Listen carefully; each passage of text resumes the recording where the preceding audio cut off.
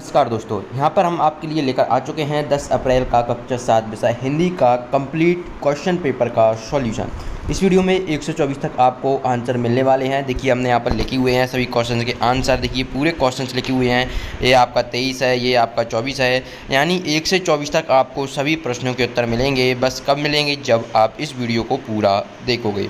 तो वीडियो को पूरा देखना, तभी आपको समझ में आएगा आपको किस तरीके से क्वेश्चन पेपर के आंसर बताए जा रहे हैं। और हाँ, बहुत सारे बच्चे बोल रहे थे कि सर वीडियो क्वालिटी सही नहीं आ रही, तो यहाँ पर आपको 3 डॉट पर सेटिंग में जाकर वीडियो क्वालिटी को बढ़ा लेना है, क्योंकि हम 1080 में डालते हैं तो बहुत अच्छी HD क्वालिटी में डालते हैं। अगर आप लोग नहीं देख पा रहे हैं फिर तो ये आप लोगों ने सेटिंग में 240 में आप देखते हो गए, है ना। तो वीडियो क्वालिटी को सबसे पहले इंप्रूव कर लें। सेकंड बात, बहुत सारे स्टूडेंट्स के कमेंट आ रहे थे कि सर ये रियल है या फेक है, तो बहुत सारे कमेंट आ रहे थे कम से कम, जिनका मैं रिप्लाई यहाँ पर पॉसिबल नहीं है। इसलिए क्या इंस्टाग्राम की लिंक मैंने डिस्क्रिप्शन बॉक्स में दी गई है। बहुत सारे बच्चे वहाँ पर क्वेश्चन पूछ रहे हैं। ऐसा होता है कि कम से कम यहाँ पर अगर 1000 बच्चे मुझसे यहाँ पर क्वेश्चन पूछ रहे हैं तो वहाँ इसका 1 या 2% ही 10 या 20 ही बच्चे वहाँ पर मुझसे पूछते हैं, तो उनका रिप्लाई मैं आसानी से दे पाऊँगा। तो डिस्क्रिप्शन बॉक्स में इंस्टाग्राम की लिंक दी गई है मेरी, तो वहाँ पर आप जाकर मुझसे कोई भी क्वेश्चन पूछ सकते हो, ठीक है। वैसे तो यही क्वेश्चन पेपर आएगा 10 तारीख को। ये तब आएगा जब जिन भी बच्चों का सेट ए है ना।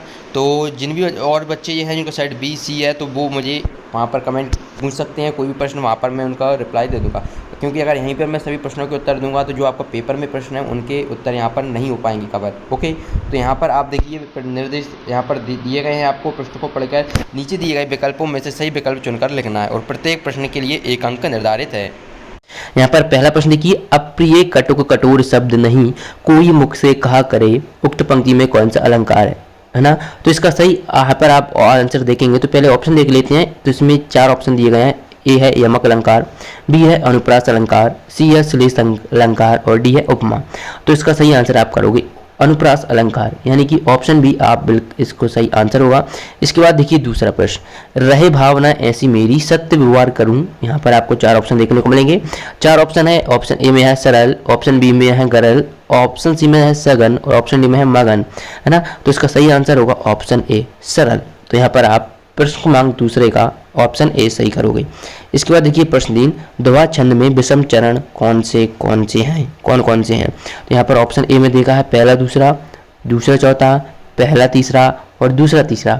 ये स्टूडेंट ध्यान दें, ये टिक लग रहे हैं वो गलत भी हो सकते हैं। जब तक मैं ना बताऊंगा आप पहले से ना टिक करें, नहीं तो आप गलत कर आओगे अपने पेपर में, है ना। तो दोहा छंद में जो विषम चरण होते हैं वह आपका सी वाला ही रहेगा, पहला और तीसरा। चलिए अगला प्रश्न देखिए प्रश्न 4, तुलसीदास ने संत को किसके समान कहा है। तो यहाँ पर आपको ऑप्शन ए में कौआ, ऑप्शन बी में हंस है, ऑप्शन सी में बगुला और ऑप्शन डी में कोयल है। तो तुलसीदास ने संत को किसके समान कहा है, तो हंस के समान कहा है। तो आप प्रश्न क्रमांक 4 का उत्तर करोगे ऑप्शन बी। इसके बाद देखिए अगला प्रश्न है आपका। तो अगला प्रश्न आपकी स्क्रीन पर देखने को मिल रहा है कि अगला प्रश्न है, पत्त के कांटे किस बात का प्रतीक है। तो यहाँ पर 4 ऑप्शन देखने को मिल रहे हैं, सुविधाओं के, बाधाओं के, बंधनों के और मुक्ति के। तो जो पत्त के कांटे हैं वह आपके किसके हैं, बंधनों के प्रतीक हैं। इसका प्रश्न 6 देखिए कि उत्थान का विलोम शब्द होगा तो उत्थान का क्या होगा। ठीक है, उत्थान यानी कि उठा हुआ, तो उठा हुआ का क्या होगा, है ना। तो या पतन होगा, गिरना होगा, चोटी होगी या ठहरना होगा, है ना। तो इसमें मुझे थोड़ा डाउट लग रहा है, उत्थान यानी कि उठा हुआ, है ना। तो कैसा होना चाहिए, पतन क्या होता है आप सभी लोग जानते हैं, बिल्कुल उसका पतन हो चुका हो। ठीक है, उत्थान एक उच्च लेवल होता है, बिल्कुल सबसे हाईएस्ट पीक रहती है, जबकि पतन लोएस्ट पीक रहती है। तो इस तरीके से आप बस इसको कर सकते हो, यही सही होना चाहिए। तो यहाँ पर आप प्रश्न 6 का आप वैसे भी कमेंट बॉक्स में बताइएगा। हमने आपको बता दिया है प्रश्न 6 का आप सही आंसर करोगे पतन। ओके, चलिए प्रश्न 6 के बाद देखते हैं प्रश्न क्रमांक 7। प्रश्न क्रमांक 7 है कि लाल कमलिनी से भरी वाक्य में विशेषण शब्द क्या है। तो यहाँ पर ऑप्शन ए में आपको लाल देखने को मिलेगा, ऑप्शन बी में है कमलिनी से भरी। तो विशेषण क्या होता है पहले आपको ये पता होना चाहिए, यानी कि एडजेक्टिव। ठीक है, एडजेक्टिव विशेषण क्या होता है, जो कि क्या नाउन यानी कि संज्ञा की विशेषता बताता है। विशेषण कहलाता है किसकी बताता है, संज्ञा की। तो यहाँ पर संज्ञा क्या है, कमलिनी, ये क्या आपका संज्ञा है यानी कि नाउन है। कमलिनी क्या एक नाम है और नाम क्या होता है, संज्ञा के अंतर्गत आता है। तो संज्ञा की विशेषता कौन बता रहा है, लाल बता रहा है। कैसा है संज्ञा, लाल है, तो ये लाल क्या होगा, विशेषण हुआ, है ना। तो ऑप्शन ए आपका सही उत्तर होगा, यानी कि प्रश्न क्रमांक 7 का आप सही उत्तर करोगे ऑप्शन ए लाल। 8वां प्रश्न देखिए कि 28 फरवरी को राष्ट्रीय विज्ञान दिवस क्यों मनाया जाता है। तो यहाँ पर आपको ऑप्शन ए में देखने को मिलेगा रमन प्रभाव खोज के उपलक्ष्य में, डॉक्टर वेंकटरमन की जयंती पर, डॉक्टर वेंकटरमन की पुण्यतिथि पर और डॉक्टर वेंकटरमन के नोबेल पुरस्कार मिलने पर। तो रमन प्रभाव आपका यहाँ पर सही उत्तर करोगे इसका डॉक्टर रमन प्रभाव की खोज के उपलक्ष्य में। इसके बाद देखिए अग्रोहा नगरी में बसने पर परिवार को क्या देना पड़ता था। तो यहाँ पर ऑप्शन ए है धन, ऑप्शन बी है संपत्ति और यहाँ पर ऑप्शन सी आपका दिया गया है पत्थर और ऑप्शन डी है 1 ईंट और 1 रुपया। तो जो अग्रोहा नगरी में बसने पर परिवार को 1 ईंट और 1 रुपया देना पड़ता था। तो आप प्रश्न क्रमांक 9 का उत्तर इस तरीके से लिख लोगे। इसके बाद चलिए अगले प्रश्न की ओर बढ़ते हैं। अगला प्रश्न आपकी स्क्रीन पर देखने को मिल रहा है। प्रश्न में दिया गया है कि कृष्ण ने अर्जुन को उपदेश कहाँ दिया। तो ये यहाँ पर आपको बताना है इसका सही उत्तर। तो यहाँ पर ऑप्शन ए में आप देखोगे कि खेल के मैदान में दिया था, या पर युद्ध के मैदान में, या पर घर में, या पर महल में। तो कृष्ण ने जो अर्जुन को उपदेश दिए थे वह युद्ध के मैदान में दिए थे। जो कृष्ण के जो उपदेश हैं वो आपको श्रीमद् भगवत गीता में संकलित हैं, है ना।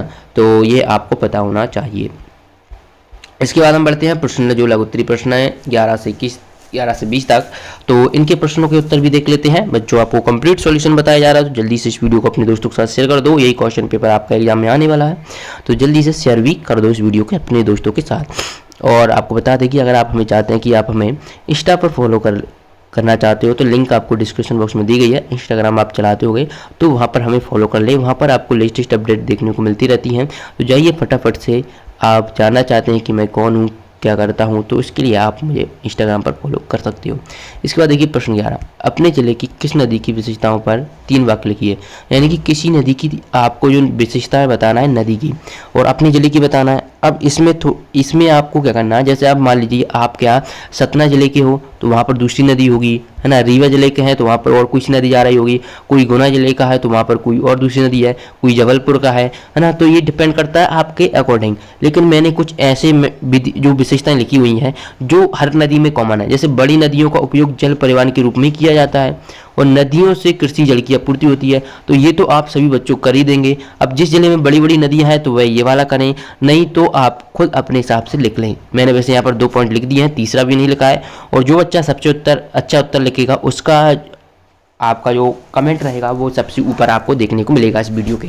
ओके, तो इसका आंसर आपको देना है। वैसे तो मैंने बता दिया है, आपको समझा दिया है, बस आपका काम रहेगा या आपको किस तरीके से करना है। क्योंकि आपके ज़िले का मुझे पता नहीं कि आप किस ज़िले में रहते हो, है ना, कौन सी नदी है। ज़िला पता होता है तो फिर मैं एक ज़िले का बना देता आप, है ना, लेकिन ऐसे पॉसिबल नहीं हो पाएगा। तो मैंने समझा दिया है और करना आपका काम है। और बाकी क्वेश्चन आप यहाँ पर देख पा रहे हो कि प्रश्न 12 है, जिन्हें प्राण देने का चाव हो वही ये राखियाँ स्वीकार करें। पंक्ति करते हैं तो ये क्या है कि जिन्हें प्राण देने का चाव हो वही ये राखियाँ स्वीकार करें। इसे अर्थ है कि जो अपने कर्तव्य को निभा पाए, अर्थात राखी के बंधन का तो यह राखी स्वीकार करे। किसको निभा पाए, राखी के बंधन को, तो यह वही इसको स्वीकार करे। चलिए अगला देखिए प्रश्न 13, समय एक अमूल्य खजाना है, इसे खोना ही रोना है। पद बंध को समझाते हुए इस वाक्य को भावार्थ वाक्य कीजिए। तो सीधी सी बात है, समय, टाइम इज मनी, आपने इंग्लिश में सुना होगा, टाइम इज मनी, है ना, टाइम इज मनी।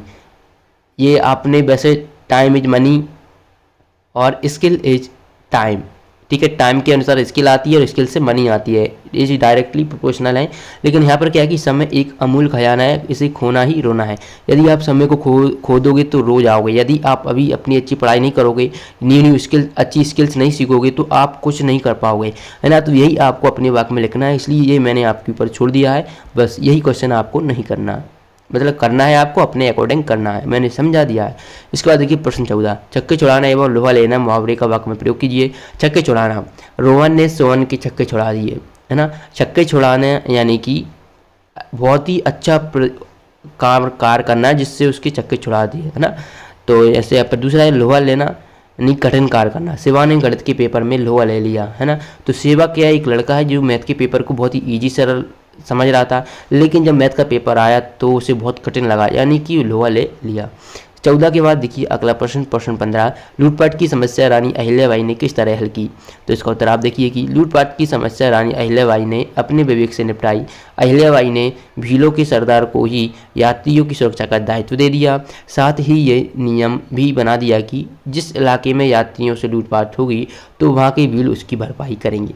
इस तरीके से रानी अहिल्याबाई ने लूटपाट की समस्या को, पहली बात तो आपको पता होना चाहिए लूटपाट कौन करता था, तो भील करते थे। तो किससे समस्या निपटाई, भीलों से। किस तरीके से, भीलों का ही वहाँ का नियंत्रक स्थापित कर दिया, यानी कि वही उसका पर्यवेक्षक हो गया। वही अगर कोई मान लीजिए और कोई भी करता है तो उसका जुर्माना भी भीलों को ही देना पड़ता था। इसके बाद देखिए प्रश्न 16, प्रश्न 16 है कि लेनिन शांति पुरस्कार प्राप्त करते समय डॉक्टर रमन ने क्या कहा था। तो लेनिन पुरस्कार, तो देखिए यहाँ पर लेनिन शांति पुरस्कार प्राप्त करते समय डॉक्टर रमन ने कहा था, मैंने अपने ज्ञान का उपयोग सैनिक कार्यों के लिए कभी नहीं किया। मैंने हमेशा यही कोशिश की कि मेरी खोजों का इस्तेमाल रचनात्मक कार्यों में हो और इससे मानव जाति का कल्याण हो। चलिए प्रश्न 17 देखिए, निम्नलिखित शब्दों के तत्सम रूप में लिखना है। वाणी, तो वाणी का हो जाएगा वाणी, और सूरज का तत्सम होगा सूर्य, घी का होगा घृत। तो इस तरीके से आप इन तत्सम शब्दों को लिख पाओगे। इसके बाद महाराज अग्रसेन ने राज्य में किस परिपाटी का चलन प्रारंभ किया। तो महाराज अग्रसेन ने एक परिपाटी बनाई थी कि यदि कोई व्यक्ति उनके अग्रवा राज्य में आकर बसता है तो प्रत्येक व्यक्ति परिवार उसे 1 ईंट और 1 रुपया देगा। तो ये बच्चों यही आपका यहाँ पर अभी ऑब्जेक्टिव में भी आया था, अगर आपने देखा होगा तो 1 ईंट और 1 रुपया वाला, देखिए वही क्वेश्चन है, ये 3 नंबर में और वहाँ पर एक ऑब्जेक्टिव है, यानी कि इससे ही आपके 4 नंबर पक्के हो गए हैं। अगर देखिए कर्मण्येवाधिकारस्ते मां फलेषु कदाचन, पंक्ति का अर्थ अपने शब्दों में लिखना है। तो इसका अर्थ क्या होता है कि कर्म पर ही तुम्हारा अधिकार है, कर्म के फलों में कभी नहीं, है ना। कर्म पर है, कर्म के फलों में नहीं, यानी आप कर्म करोगे इसलिए कर्म के फल के लिए मत करो। कर्तव्य कर्म करने में ही तेरा अधिकार है, फलों में कभी नहीं। ओके, चलिए, यानी कि कर्म करो फल की इच्छा मत करो, कहने का तात्पर्य ये है। इसके बाद देखिए प्रश्न 20, महाराज छत्रसाल ने अपने घोड़े को स्मारक क्यों बनाया, है ना। तो महाराज छत्रसाल ने अपने जो घोड़े के भाई, जो पहली बात तो जो महाराज छत्रसाल का घोड़ा था उसे भाई के समान देखभाल की उसने, है ना। एक युद्ध में भले भाई मारा गया, है ना, लेकिन महाराज छत्रसाल ने उसका स्मारक बनवाया जो आज भी भले भाई के प्रति उनके लगाव को प्रकट करता है। और हमारा द्विगुत्वीय प्रश्न में देखिए प्रश्न 21 से 24 तक, जो कि आपको 5 अंक के लिए दिए गए हैं द्विगुत्वीय प्रश्न। इसमें आपको निर्देश देखने को मिलेंगे, नीचे दिए गए प्रश्नों के उत्तर लिखिए और प्रत्येक प्रश्न के लिए 5 अंक आपको निर्धारित है। प्रश्न 21 देखिए, तो प्रश्न 21 में क्या है कि निम्नलिखित में से किसी एक विषय पर आपको 10 वाक्यों में निबंध लिखना है। तो स्टूडेंट्स ये आप वैसे कर सकते हो, अगर आप गूगल पर सर्च करोगे विज्ञान के चमत्कार 10 लाइन 10 वाक्य तो आपको ये मिल जाएगा। वृक्षारोपण पर 10 वाक्य निबंध तो ये भी मिल जाएगा। कोई महापुरुष महात्मा गांधी पर आप 10 वाक्य लिख सकते हो। मेरा प्रिय त्यौहार, अब यहाँ पर मैंने मेरा प्रिय त्यौहार पर लिखा है, लेकिन सभी को यही नहीं लिखना है, मैंने बता दिया है, फिर भी आप देख लीजिएगा। तो भारत त्योहारों की नगरी है, भारत में विविध धर्म के विविध पक्ष के लोग एक साथ रहते हैं। तीसरा पॉइंट में लिखोगे सभी के अलग अलग त्यौहार है, जैसे होली, दिवाली, ईद, है ना। और मेरा पसंदीदा त्यौहार दिवाली है, तो फिर हम दिवाली पर लिखेंगे, क्योंकि मेरा प्रिय त्यौहार क्या है, दिवाली है, तो दिवाली पर आपको 10 वाक्य लिखना है। ठीक है, दिवाली की शुरुआत धनतेरस से हो जाती है। इस दिन गहने कीमती वस्तुएं खरीदने की परंपरा है और कार्तिक अमावस्या का दिन दिवाली उत्सव का मुख्य दिन होता है। इस रात्रि में माता लक्ष्मी की पूजा उन्हें प्रसन्न किया जाता है। तो इस तरीके से आप सभी लोग प्रश्न 21 का उत्तर कर लोगे। इसके बाद देखिए प्रश्न 22, सुभाष चंद्र बोस ने मांडले जेल को तीर्थ स्थल क्यों कहा है। इसका उत्तर लिखोगे कि सुभाष चंद्र बोस ने मांडले जेल को तीर्थ स्थल इसलिए कहा है क्योंकि वह जेल एक ऐसी जेल थी जहां भारत का एक महानतम सपूत लोकमान्य तिलक लगातार 6 वर्षों तक रहा था, क्योंकि देश के महान स्वतंत्रता सेनानी लोकमान्य तिलक मांडले जेल में रहकर गीताभाष्य नामक ग्रंथ की रचना की। तो इस तरीके से आपको प्रश्न 22 का उत्तर दे देना है। इसके बाद देखिए प्रश्न 23, वात्सल के पद में व्यक्त किए गए कृष्ण के बालपान को अपने शब्दों में लिखिए। तो इसका उत्तर चलिए देखते हैं। तो उत्तर में आपको पहला क्या है कि बालकृष्ण श्री कृष्ण का अपनी माँ से शिकायत करना, बड़े सुंदर ढंग से बताया गया है कि तथा गोपियों का यशोदा से शिकायत करना कि उनका लला बहुत शैतानी करता है, बहुत शरारत करता है, फिर भी अनोखा है, सबसे अच्छा है, अद्भुत है, सबका प्यारा लगता है।